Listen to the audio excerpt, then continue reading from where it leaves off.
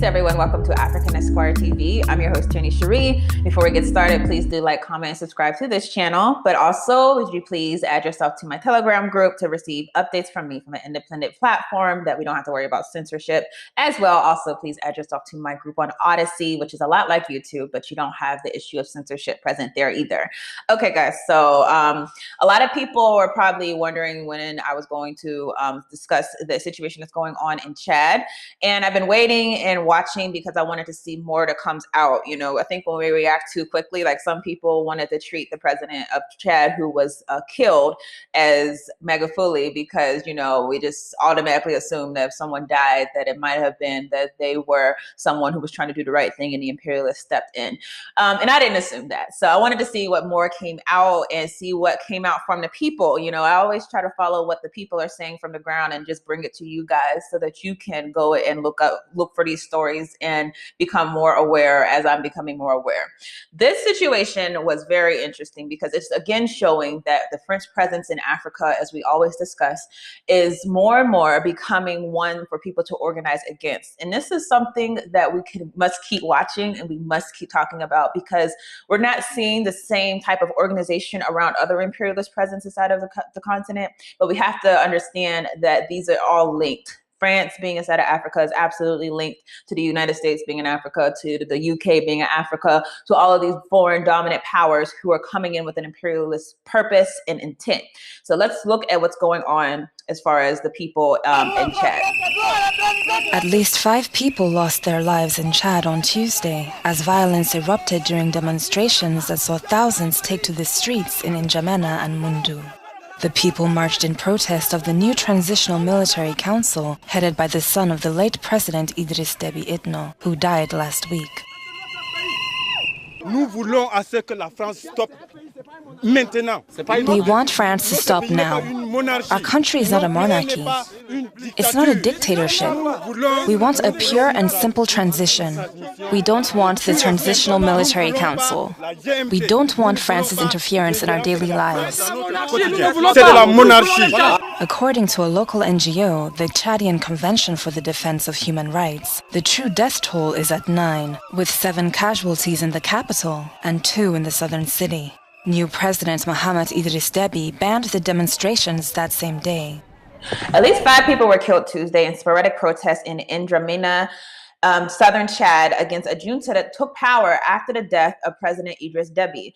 General Mahatma Idriss Déby, the regime's new strongman, promised in a televised speech broadcast at midday to organize an inclusive national dialogue during an 18-month transition period. Now, the first thing I always wonder is that when people come out and say we're going to have this 18-month transition period, who told you that this is what's going to go down? Like, who told you that, who advised you that this is what's best for the people? I want to emphasize that when someone's a revolutionary and they're coming in, they're not going to give you a timeline for when everything's going to be done. They're going to say that the people have power, the people are organizing, and based on our organization, we're going to put in place what needs to happen. But the fact that they're saying an 18-month transition period, that lets you know that someone else is in their ear, i.e. France. So Chad will continue to hold its ground and assume its responsibility in the fight against terrorism and will respect all of its international commitments. Okay, that's what they said, the new president of Chad said. The late son of the president did not mention the demonstrations once inside of this statement. So he's ignoring the demonstrations against this stronghold of power. In total, 4 people died in N'Djamena, including a woman killed by demonstrators. France, as always, is playing both sides. So the French president, Emmanuel Macron, condemned with the strongest terms, it says, the repression and called for a peaceful and democratic inclusive transition. He was the only Western head of state to attend Mr. Déby's funeral in N'Djamena on Friday. Okay, let that be something that you emphasize. In a joint statement, the G5 Sahel countries, which is Mauritania, Mali, Burkina Faso, and Niger, in addition to Chad, He expressed with them his support for the civil military transition process. So let's look at these: Mauritania, Mali, Burkina Faso, Niger, in addition to Chad. What do these things have in common? They're former Francophone countries or former Francophone colonies. This is something to emphasize whenever they're coming into accord with something with the French president, because we know that these are the people who are exercising power in the name of French imperialism. So this is not, when people come together, first of all, outside of your country and tell the people what is going to be, what it's going to be, that on its face should show the people that these are not people with your intent. The changes have to come from the people, the government. You know, this is the idea of democracy is representative government. The government, the structure, what happens have to come from the people and not from people who are outside. But the people of Chad knew right away what was going to go down with this. And so you're going to see that they had a lot of organizing against this that has made the French government have to reassess how they're going to attack this issue. Formerly, France was backing the military transition government, but now they're changing course after seeing the demonstrations and the people who are pushing for something different. So now they're saying they're going to back a civilian transition government. In a dramatic turn of events, this is another article by African Arguments. All articles, guys, will be inside of the description. So following Debby's sudden demise, it was soon clear that France's strategy was to prioritize continuity at all costs. At the funeral that Macron attended, he said, this is what he says, and I don't understand why he just will in one breath say these things and not even feel like, maybe I shouldn't say this. He says, France will not let anyone put into question or threaten today or tomorrow Chad's stability and integrity. That's not your role to begin with. That's the role of the people of Chad. But people say things not even caring how colonial they sound. It says, in practice, this means that the former colonial power gave its full support to Chadians' military roadmap, despite the constitution calling for new elections within 90 days. The army installed Debby's son, General Mahatma Idris Deby, and as Chad's new president for the next 18 months, as we spoke about. Now, it says that on paper, this put France at odds with the likes of the African Union, which called for restoration of constitutional order and handling over of political power to civilian authorities, okay?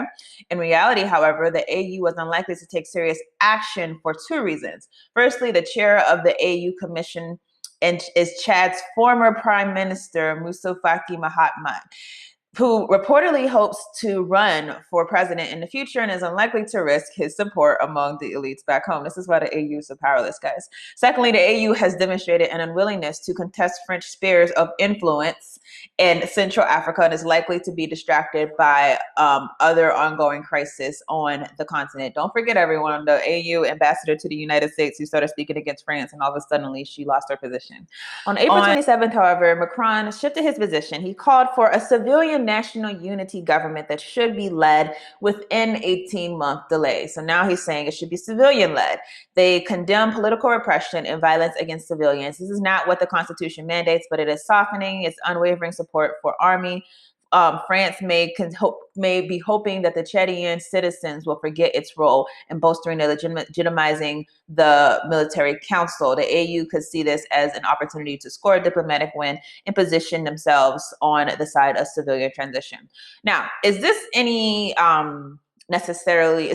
a huge win? It's a win if you're talking about civilian control, but understand that the French government changed course because they understand that they're just going to do what they usually do. That is, they're going to see who's going to run for government, and probably already someone who's prominent, so probably somebody who's well connected. I don't see a revolutionary party or movement that's pushing for power at this point. So it looks like it's going to be some person who's already well connected and in politics. And they're going to do their normal thing. That is, once they see who is likely to win, they're going to come to this person and say, we'll throw you our full support. We just want to ensure that you are going to continue with the relationship that we have had with Chad historically. This is what they do. So this is not necessarily a huge win that they're saying it's civilian government, but it does leave opportunity for organizers to come and put forth and ensure that they're going to see a radical change, not this the same thing, business as usual. Of course, though, within the constitutional parameters, there's always going to be a limit to how much you can actually push for revolution, which is why I always say we need new constitutions in all of these countries. So that's essentially what's happening in Chad. This is business as usual for the French colonial trying to maintain power. But again, we should always be happy and encouraged that the people are calling out France, that they're calling out the French puppets. You know, they're calling out leaders who are complicit with the government, and more they have their eye on the colonial force, and that's what we want to see when we're calling for organization of our people worldwide. So that's all I have on this story. I want to hear your thoughts. I will see you guys in the next video.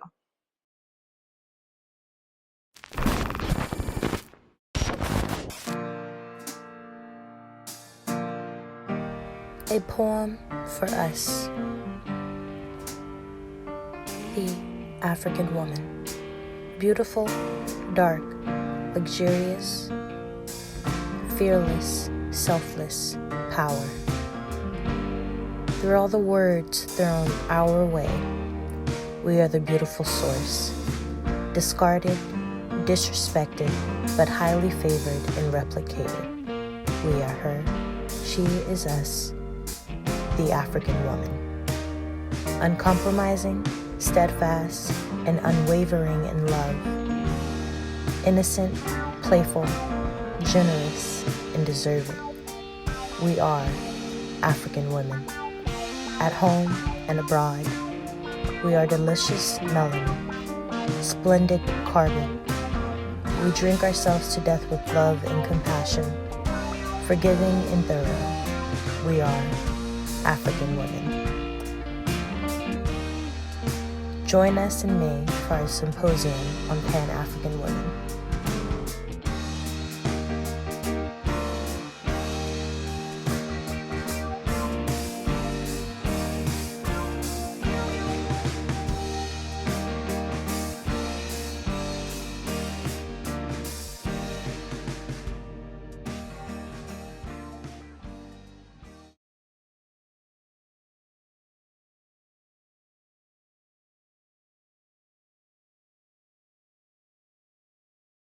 Hey family, this is Tierney Cherie. I'm here to make an announcement that I'm very, very excited to make. I'm excited because I really think this is something that is important for our people. Otherwise, I would not have devoted so much time and energy towards it.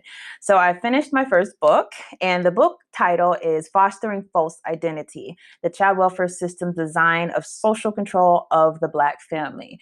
Now, why is this book something that I think will be very important for our community? Well, number one, it's dealing with the system of white supremacy, particularly the way that the system has targeted our children. If you don't know, our children are literally our future. Without our children, we have no future.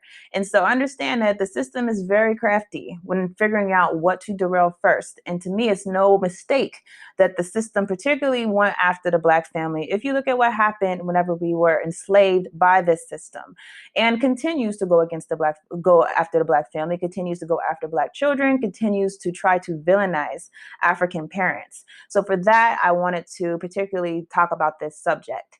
Now, the other thing that the book will deal with is our African identities. Why is it that our African identities are a threat to this system? Why is it that whenever we want to identify ourselves as being African, we get so much drawback inside of the Black community? I think a lot of us are not aware of the history of assimilationist thought inside of our community, this idea that we have to be close to white in order to be accepted. And so that's another subject that we delve into in this book. So I'm hoping that anyone who is, obviously, if you're a parent, a Black parent, and you really want to understand why it is that these systems are going after your children, I encourage you to read this book. I hope that it will arm you with a lot of knowledge and a lot of foresight, not just about how to protect your own children, but how to organize in your community, because that's really the purpose of the book, is to say that we have to organize among ourselves in order to protect ourselves from this white supremacist system. And then obviously, if you're an organizer in general, this is something that I think is important for you to read, because like I said, this is a subject in the Black community that we just don't discuss enough. Child welfare is not something that is going to get enough attention. People, obviously, we organize them around other causes, but this is one that is really important that I feel like we have to pay more attention to.